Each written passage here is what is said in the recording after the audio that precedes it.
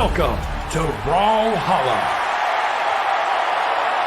Stingray at the very beginning of the year showed everybody that they are a top 3 contender. We're going through top 32, stage striking between Stingray and Wrenched. Now, the thing that I Stingray? love, all right. Yeah, Wrenched has been talking about his Lucian. He's like, yo, my blasters are nutty. You can't believe it. So I'm really curious to see how much his blasters game has developed. We've known him for such a long time as one of the best Katars player in the world. So seeing him branch out more, I don't know, intentionally to other weapons, I'm really curious to see how this pans out. On the other side, Stingray, you know, he broke out into the scene, like you mentioned, playing Orion. So it was another Lance player that everybody was looking at, but then he shifted around. He had other spears that were really just in contention. And now playing a Taros and going strength stat, he's always got some sort of crazy pick. Another fun fact about Stingray's crazy picks is he sends Wrenched flying in under 30 seconds with that cider. Holy cow. Is that Stingray... That's why you take the extra strength! Stingray, being one of the newer players, I've also noticed his favorite of some of the newer maps, as well as some of the more unusual maps. I see Stingray pick Small Enigma and Crystal Temple more than any other player on stream. And we're seeing that here in game number 1. We thought Small Brawlhaven all the time was weird. This is Small Enigma for game number 1. I mean, if you talk the left stick down, you can tell him that this stage, I think, is in the single digits in terms of how often it's picked. Yeah, definitely a lot of players not as comfortable with the tri-platform formations, and especially the height difference that I guess you don't really see that much on Great Hall, because that one's just a little bit lower as far as the top one's concerned. So yeah, Stingray with a super solid lead. I mean, oh, okay, how are you not going to punish that with a slightly charged neutral stick after Wrench charges the end stick in the other direction? Stingray on the verge of a 2-stock lead, secures with one cider. This Taros is looking fantastic. I mean, he's quite terrifying. The extra strength just builds the damage so quickly. I mean, Lucian, he doesn't have that low armor. He's a pretty tanky legend. He's all focused in speed and defense. But it seems to not matter at all. Finally taking the first stock off of Stingray, but he's so far behind at this point. Yeah, it's interesting when you put it that way. On paper, this looks like it should be a counter matchup for Taros, considering that Lucian's both very fast and fairly tanky. But Stingray just seems to not care about the stats whatsoever, saying, hey, when I'm on Taros, things are different. The stats don't apply. I'm still super fast, and I can hit every one of these stairs with near 100% accuracy. I mean, he is just sniping Wrench out of the air. I thought that was going to be it right there. Downlight nearly takes him off the top. Ooh, skates right behind that side light. Good thing, too, because that would have been it, but not too long later. Stingray with that side air. Look at that. Didn't even hit 600 damage. The extra force coming through, cutting through the armor, and the distance of the stage. Because you don't only just do more damage with the higher strength stat, you do more force. Yeah, that is nearly, I mean, that is just a few numbers off of being double the damage output that Wrench did in game number 1. Stingray on the Taros is fierce. And we're seeing Wrench on different legend. I think, is that the Lara Croft? I'm wondering if they're going to be, yeah, okay. So I think those stages that were striked were a little different. Who's picking stages here? Is Wrench banning? Because if Stingray is picking, I'm expecting another weird stage pick once again. Yeah, Wrench is banning it. Sure. Because in case you're curious about the rules, joining us for the first time, you see up at the top it says the loser of the last game bans until there are 3 maps left, and then the winner of the last game selects one of those 3 to be the next battleground.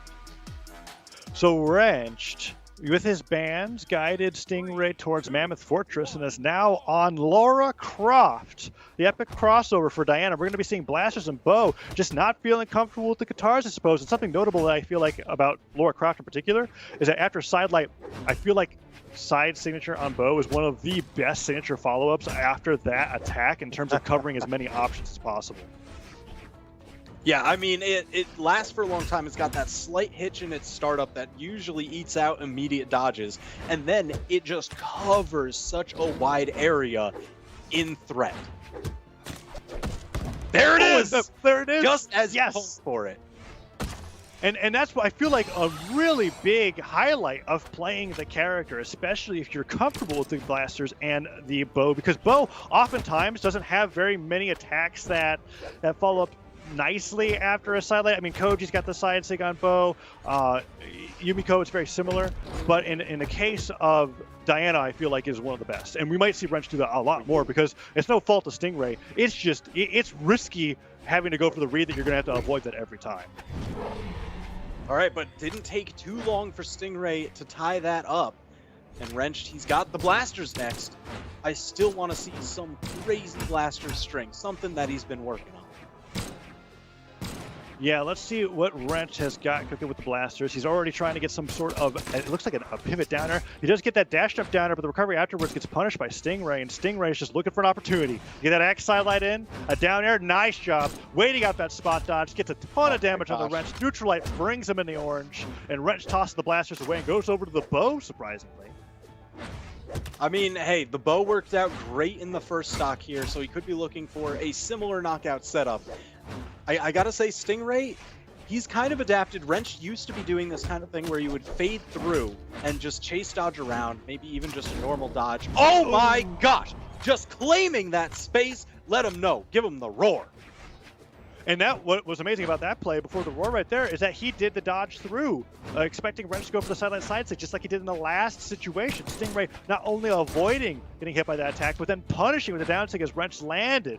Is now getting even more extra credit on here on the stock lead. But the deal of recovery, that's going to be it. Wrench gets the blasters combo off down light to finish him off the top, and has brought the stocks down 1-1 without too much damage to his name. Yeah, I mean, that's the most solid knockout confirm you're going to be looking for. But that downlight, it does last quite a while, even on miss. So it's a little bit riskier to toss out. Wrench definitely trying to keep a little bit of... Oh my gosh! That signature, I can't believe not only did he land it twice, but he landed it the last two knockouts.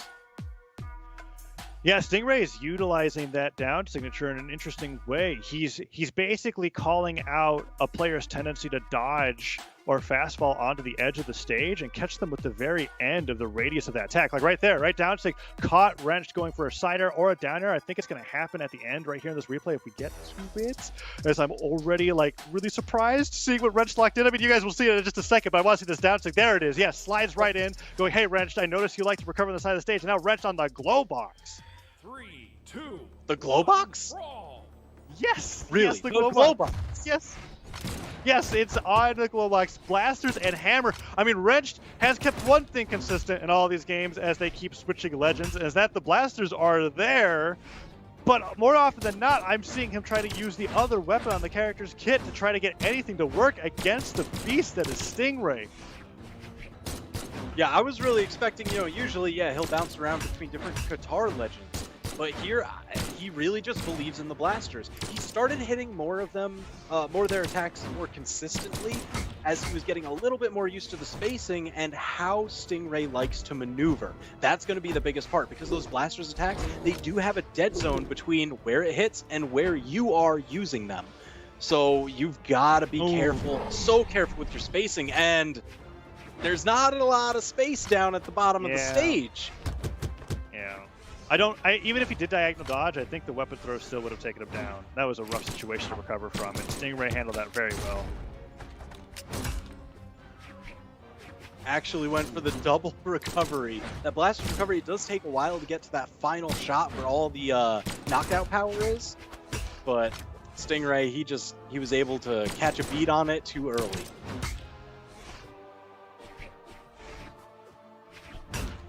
Maneuvering around, everybody's dashing, just jockeying for position, and Stingray always ending out the better from each exchange. I mean, if it's going to get to the point in this game where Wrench is going to have to rely on Blaster Cider to get these stocks. Okay, there we go. Gets the Nair, puts a little bit of a flag taunt there saying, hey, look at this. I'm going to reverse 3-0 you. But it's looking bad. Stingray with a nice lead so far. Wrench now in the Hammer Ditto. The last weapon that I was expecting to talk about with Wrench. I mean, maybe if you brought the Sentinel. We see the Sentinel too sometimes. But the Glowbox, not exactly ready for this. Stomp Cider puts him off the right side of the stage. Axe picked up, and Stingray has been amazing. With these down sigs, absolutely phenomenal. Yeah, I mean, that is 3 out of the last like 4 stocks in this set have all been with that signature. I mean, a lot of Teros players, you know, they usually talk about maybe that one, you know, it's not really that great. It's got the dead zone right around you. It just hits on the edge of where the actual axe is swinging.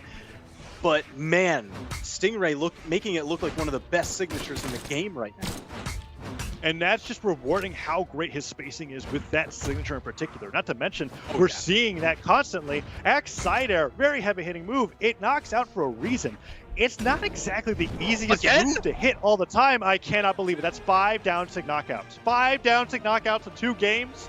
And Stingray takes a 3 over Wrenched, forcing Wrenched through 3 different Blasters legends. Stingray on Teros. It's unbelievable.